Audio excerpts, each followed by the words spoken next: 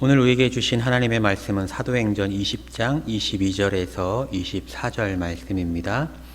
보라, 이제 나는 성령에 매여 예루살렘으로 가는데 거기서 무슨 일을 당할는지 알지 못하노라. 오직 성령이 각성해서 내게 증언하여 결박과 환난이 나를 기다린다 하시나 내가 달려갈 길과 주 예수께 받은 사명 곧 하나님 은혜의 복음을 증언하는 일을 마치려 하면은 나의 생명조차 조금도 귀한 것으로 여기지 아니하노라.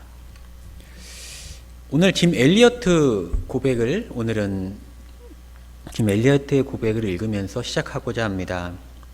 나의 사명은 이 세상에 하나님의 발자국을 남기는 것이다.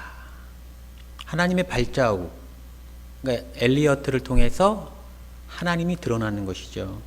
1950년대 세계 선교의 영웅 짐 엘리어트가 정글에서 에콰도르 선교를 하다가 사실 겉으로 봤을 땐 실패죠. 그렇게 준비를 오래 했는데도 불구하고 전하지 못하고 이제 죽임을 당했는데 그의 일기장에는 이런 말이 적혀 있었습니다. 결코 놓쳐서는 안 되는 일, 그것을 위하여 결국 끝까지 붙들고 있을 수 없는 것들을 버리는 사람, 그는 결코 어리석은 사람이 아니다. 역사 속에서 하나님의 위대한 발자취를 남기기 위해서 하나님께 쓰임받는 삶을 살기 위해서 청춘과 또 그가 명문대학교 수석으로 졸업했거든요. 그런 청춘과 부와 명예, 권력을 버릴 수 있는 사람은 결코 어리석은 자가 아니다. 이렇게 짐 엘리어트가 고백하고 있습니다. 그러니까 사명이 아주 확실했던 사람이죠. 그 사명을 정의하자면 맡겨진 임무입니다. 맡겨진 임무. 그러니까 반드시 해내야 되는 아주 그런 중요한 것이고, 또 제가 어느 목사님 설교를 들었을 때 사명을 그 목사님은 어떻게 정의하셨냐면, 그 사자가 아니긴 하지만 목숨을 걸만한, 목숨과 바꿔도 되는, 죽음과 바꿔도 될 만한 일, 이렇게 사명을 정의하시더라고요. 우리 모두는 주님의 제자입니다. 그래서 사명, 임무가 있습니다. 오늘 본문은 바울이 사명을 고백하는 내용입니다. 이 내용을 통해서 우리의 사명을 다시 환기시키는 시간 되시기 바랍니다. 바울은 에베소 두란노 서원에서 2년 동안 사역을 마무리하면서 이제 로마로 가야 되겠다. 이제 에베소 두란노 서원에서 사역 마치고 이제 로마로 가야 되겠다 하면서 어떤 이야기를 하냐면요. 19장 21절 말씀에 이 일이 있은 후에 바울이 마게도냐와 아가야를 거쳐 예루살렘으로 가기로 작정하여 이르되 내가 거기 갔다가 후에 로마도 보아야 하리라. 에베소에서 좀 더 이제 터키죠. 에베소는 좀 위로 올라가면 이제 유럽이 나오는 마게도냐가 나오는데 마게도냐를 다시 한번 돌아보고 그 밑에 지역인 아가야를 돌아보고 바로 로마로 가면 사실 좋은데 예루살렘에 간다는 겁니다. 거리로는 완전 반대 방향이죠. 다시 예루살렘 갔다가 다시 로마로 가면 완전히 반대 방향이라는 거예요. 근데 그런 계획을 세웠다는 겁니다. 왜냐하면은 지금 예루살렘 교회가 굉장히 형편이 어렵기 때문입니다. 그래서 소아시아 지역 교회와 그리스 교회 지역이 그들을 위해 연보, 이제 헌금이죠. 그런 것들을 모아서 돕는 겁니다. 그 예루살렘의 교회들을. 왜 그러냐면 예루살렘 교회가 왜 어려웠냐면은 예루살렘은 그 율법주의 유대인들이 아주 강한 지역이죠. 그래서 예수를 믿는다고 하면은 관직에서 내려와야 됩니다. 그러니까 장사를 할 수도 없고 사회적 지탄의 대상이 되기 때문에 경제적으로 굉장히 위축됩니다. 삶이. 그래서 가난해질 수밖에 없습니다.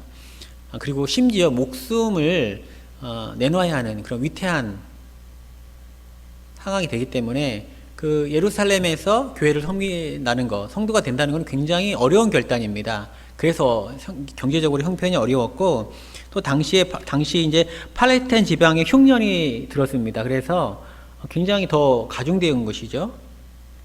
그런 어려움들을 조금이라도 돌보고자 이제 마게도냐 지역하고 에베소 지역, 이런 지역들이 돈을 모아서 이제 헌금 바울에게 모여서 갖고자 한 것, 그 이야기를 고린도전서 16장 2절 3절에 나와 있습니다. 매주 첫날에 너희 각 사람이 수입에 따라 모두 모아서 내가 갈 때에 연보를 하지 않게 하라.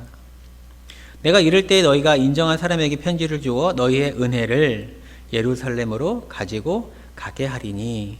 예루살렘을 돕고, 그러니까 에베소에서 가장 좋은 건 이제 아가야에서 바로 로마로 가는 건 거리상으로는 가장 이득이지만은 합리적이고, 그런 것들을 다 모아서 예루살렘 교회 돕고 가겠다는 거예요. 그런 계획을 세웠는데, 그렇게 굉장히 선한 의도잖아요. 근데 그렇게 선한 의도로 예루살렘에 가는데, 그 예루살렘에는 아주 심한 고난이 기다리고 있었다는 사실입니다. 근데 바울이 이 사실을 또 알았습니다. 성령이 알려주셨기 때문인데요. 20장 23절에 오직 성령이 각 성에서 내게 증언하여 결박과 환난이 나를 기다린다 하시나. 사도 바울은 그것이 구체적으로 어떤 것인 줄은 몰랐지만 결박과 환난이 나를 기다리는구나. 예루살렘 가면 내가 아주 큰 고생을 하는구나. 그런 것, 큰 박해가 나에게 있구나. 알았다는 거예요. 그러면은 뭐 연보를 누구한테 줘도 그만이잖아요. 바울은 그렇지 않았다는 거예요. 예루살렘으로 갑니다. 왜냐하면 단 하나, 사명 때문입니다. 그의 마음에 불붙고 있는 사명. 20장 24절 말씀인데요. 내가 달려갈 길과 주 예수께 받은 사명, 곧 하나님의 은혜의 복음을 증언하는 일을 마치려 하면은 나의 생명조차 조금도 귀한 것으로 여기지 아니하노라. 예루살렘 교회를 돕고 그곳에 있는 율법주의 유대인들에게 복음을 전하는 그 사명을 마치려 하면은 나의 목숨도 조금도 아깝지 않다는 겁니다. 굉장한 사명감이죠. 율법주의 유대인들에게 예수 그리스도를 전하면 어떤 일이 일어납니까? 예상이 되잖아요. 온갖 고난과 박해가 이어지죠. 목숨을 진짜 담보할 수 없는 그런 형국이 될 텐데 그 안에 그런 사명이 있다는 겁니다. 사랑하는 성도 여러분, 오늘 우리가 바울의 그 사명을 들었습니다. 우리를 좀 숙연하게 합니다. 우리의 사명은 무엇입니까? 저와 여러분 사명은 무엇입니까? 우리의 사명도 같습니다. 하나님의 백성처럼 사는 것이 우리의 사명입니다.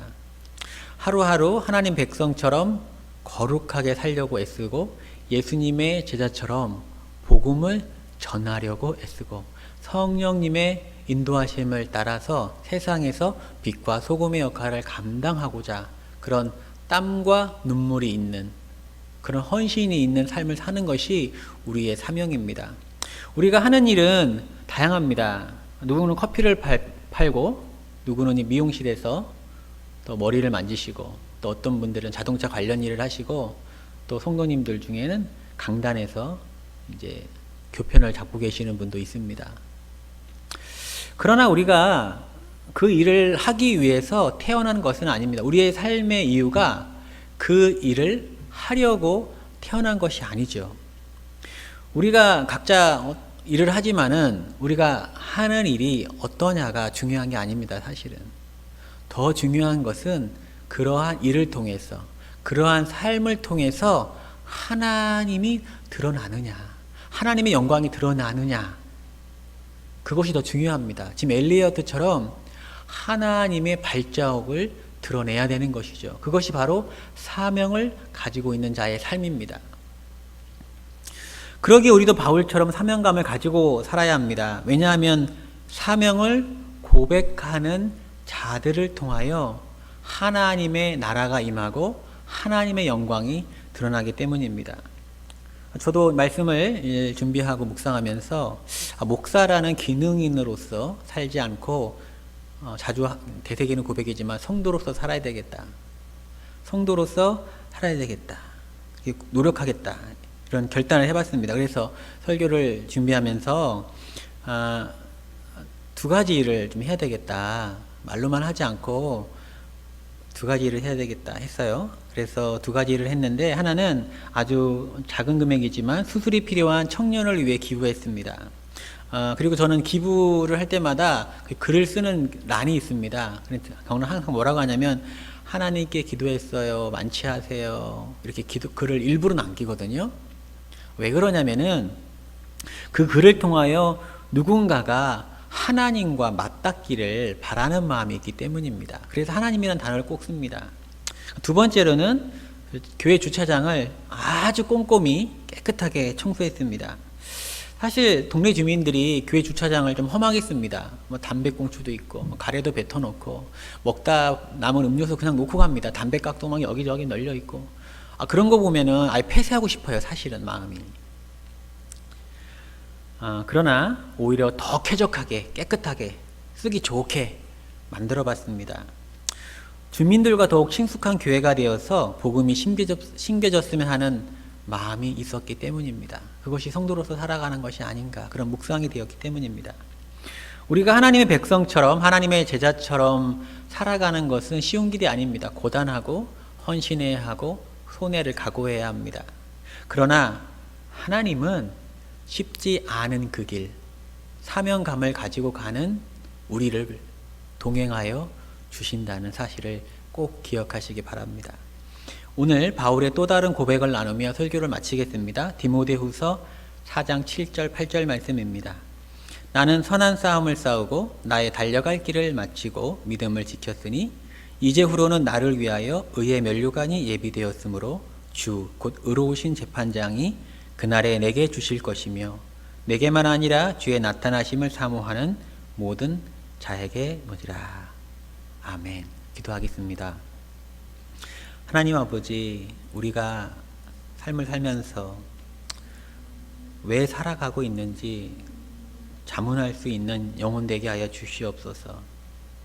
우리가 이 세상에 어떤 일을 하려는 기능인으로서 사는 것이 아니라 사명을 가지고 살아가는 성도로 살아가게 하여 주시옵소서. 그리하여 하는 일은 각각 다를지 몰라도, 삶의 모양은 다를지 몰라도 우리의 삶 모두가 하나님의 발자국을 드러나게 하시고 하나님의 나라가 임하게 하시며 하나님 영광이 충만히 드러나게 하여 주옵소서. 주여, 그러한 우리를 인도하여 주시고 사용하여 주옵소서. 이 모든 말씀 우리 주 예수님의 이름으로 기도합니다. 아멘.